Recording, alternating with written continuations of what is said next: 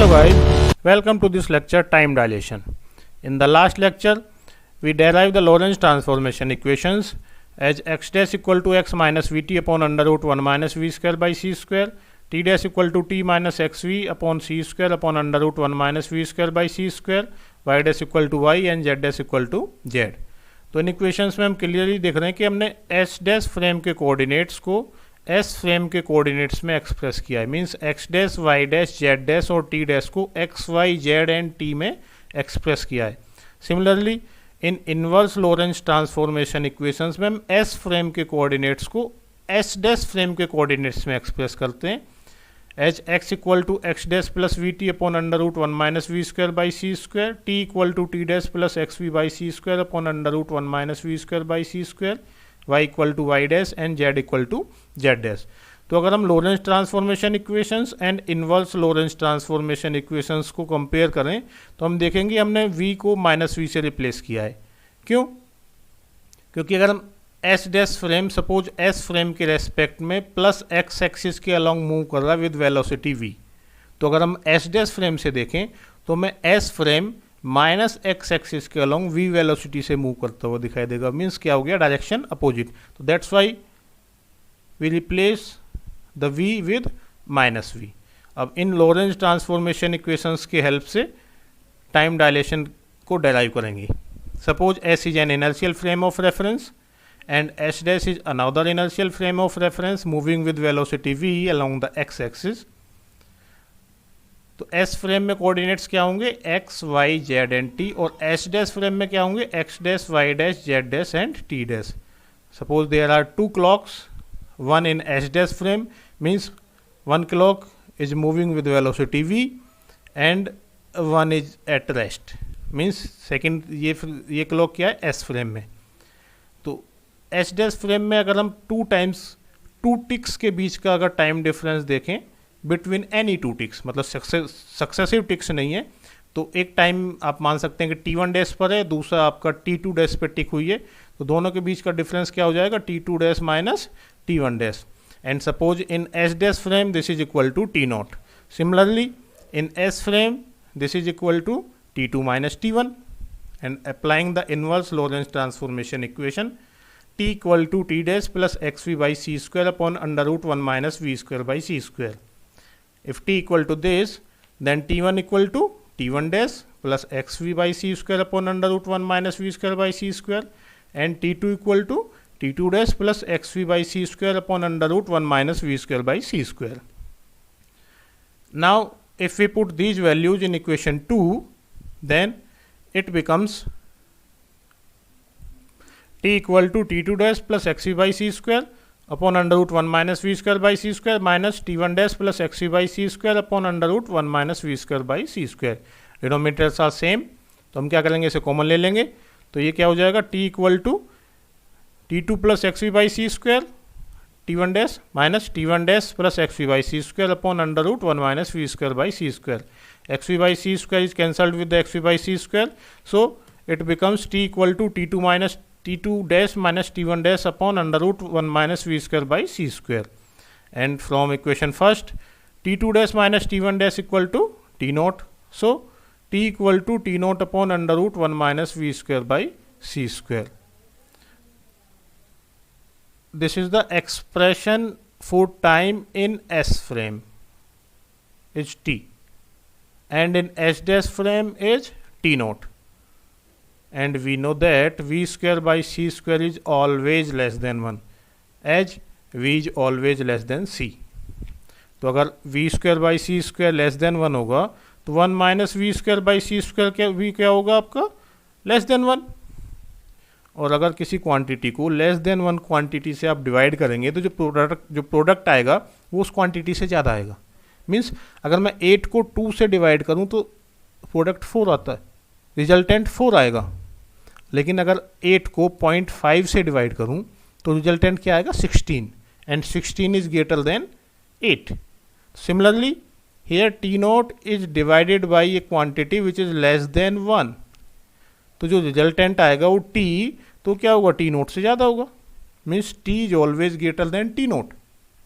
तो जो S dash frame में आप टाइम मेजर कर रहे हैं टी नॉट, और जो एस फ्रेम में मेजर कर रहे हैं टी, तो एस फ्रेम का यानी कि रेस्ट फ्रेम का टाइम ऑलवेज मूविंग फ्रेम से ज़्यादा होगा। तो this slowing down of clocks due to the high speed is called time dilation.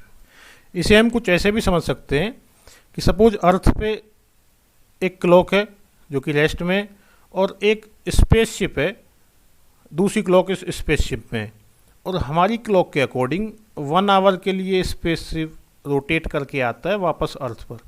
तो जो अर्थ पे क्लॉक है उसके अकॉर्डिंग टाइम कितना हो गया, 1 आवर। लेकिन जो स्पेसशिप है उस पर अभी 1 आवर नहीं हुआ है, उस पर टाइम कम है। It may be 45 second, 45 minutes, 50 minutes, 30 minutes, it depends on the velocity of that spaceship. तो अगर स्पेसशिप से अर्थ की भी क्लॉक दिखाई दे और अर्थ से आपको अपनी और स्पेसशिप की भी क्लॉक दिखाई दे, तो अगर मैं स्पेसशिप से देखूंगा तो मुझे अर्थ की क्लॉक क्या होगी, फास्ट मूव करती दिखाई देगी, क्योंकि उधर 1 आवर हो चुका है और हमारे में अभी क्या हुआ है, 45 मिनट्स ही हुए हैं। और अगर मैं अर्थ से देखूंगा स्पेसशिप की तो मुझे वो स्लो दिखाई देगी, क्योंकि मेरे में अभी 1 आवर हो चुका है अर्थ के अकॉर्डिंग, लेकिन अभी आपके स्पेसशिप में केवल 45 मिनट्स ही हुए हैं, तो टाइम क्या हो रहा है, स्लो हो गया। तो मुझे वो आपकी जो क्लॉक है वो कैसी दिखाई देगी, जैसे स्लो मूव कर रही है।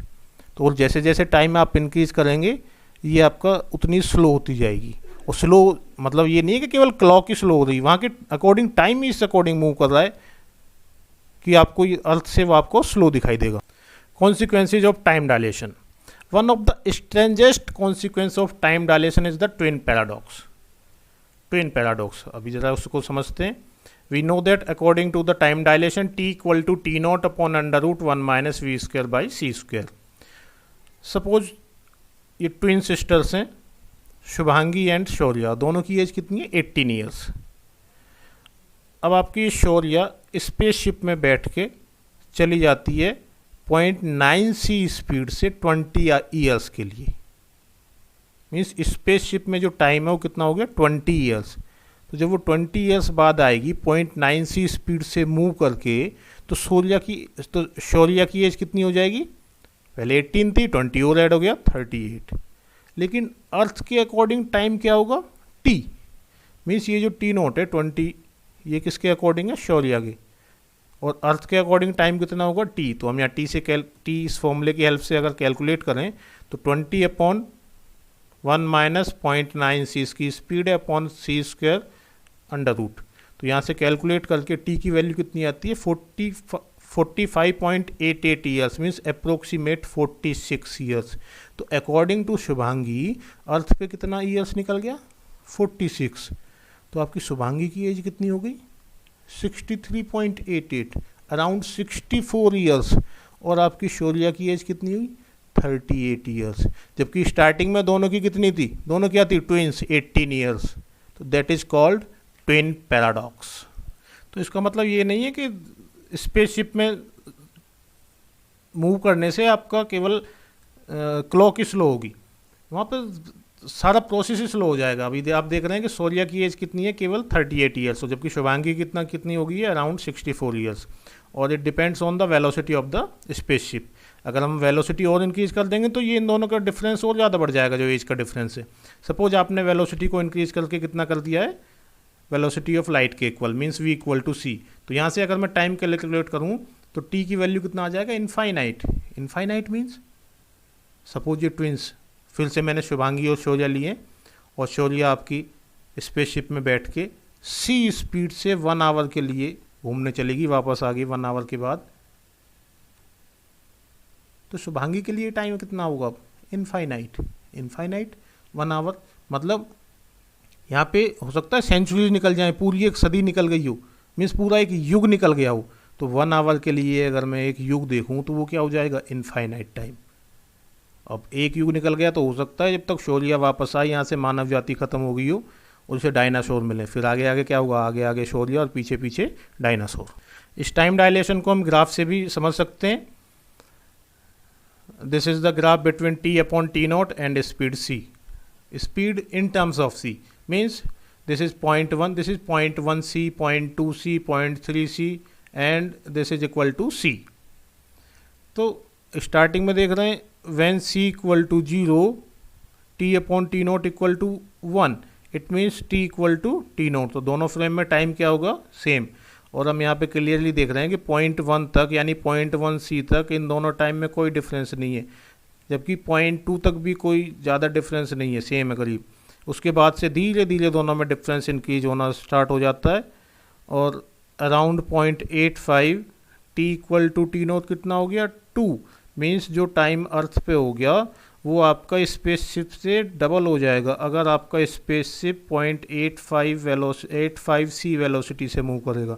और जैसे जैसे आपका ये टाइम इंक्रीज स्पीड इंक्रीज हो रही है दोनों में डिफरेंस बढ़ता जा रहा है. व्हेन ये आपका सी स्पीड से मूव करेगा तो टी अपॉन टी नोट कितना हो जाएगा, इनफाइनाइट. और इस टाइम डायलेशन का एक्सपेरिमेंटल प्रूफ भी है. एक म्यू मीजॉन पार्टिकल्स होते हैं जो कि अर्थ एटमॉस्फेयर में अर्थ के सरफेस से 10 किलोमीटर अबव आपके जो कॉस्मिक रेज हैं उनके इंटरेक्शन से बनते हैं. इनकी स्पीड कितनी होती है 2.99 इंटू 10⁸ मीटर पर सेकेंड, मीन्स 0.998c. और ये अनस्टेबल होते हैं और इनका लाइफ टाइम कितना है 2 micro second, means 2 micro second के बाद ये इलेक्ट्रॉन एंड पॉजिट्रॉन्स में डिके हो जाते हैं. तो यानी कि एक लाइफ टाइम में कितना डिस्टेंस ट्रेवल करेंगे, velocity into time means 600 metre. तो इन्होंने अपने लाइफ टाइम में कितनी डिस्टेंस ट्रेवल की 600 मीटर. और ये बनते कहाँ पर हैं, अर्थ की सरफेस से 10 किलोमीटर ऊपर. फिर भी अर्थ सरफेस पर मिलते हैं. अगर ये अर्थ सरफेस से 10 किलोमीटर ऊपर बने, इतने स्पीड से 0.998 स्पीड से मूव किया और इनका लाइफ टाइम कितना है 2 माइक्रो सेकेंड. तो इन्होंने डिस्टेंस कितनी ट्रेवल की, ओनली 600 मीटर. तो फिर अर्थ सरफेस पे कैसे आई, क्यों, क्योंकि ये जो आपका टाइम है दिस 2 माइक्रो सेकेंड ये आपका म्यू मीजॉन के फ्रेम ऑफ रेफरेंस में है, मीन्स टी नोट. तो अगर हम अपने फ्रेम ऑफ रेफरेंस में यहाँ से कैलकुलेट करें t naught upon √1 minus we square by C square से टी नोट की वैल्यू ये पुट हो गया, वी कितना है 0.998c. तो यहाँ से वैल्यू निकल के आती है 31.7 माइक्रो सेकेंड.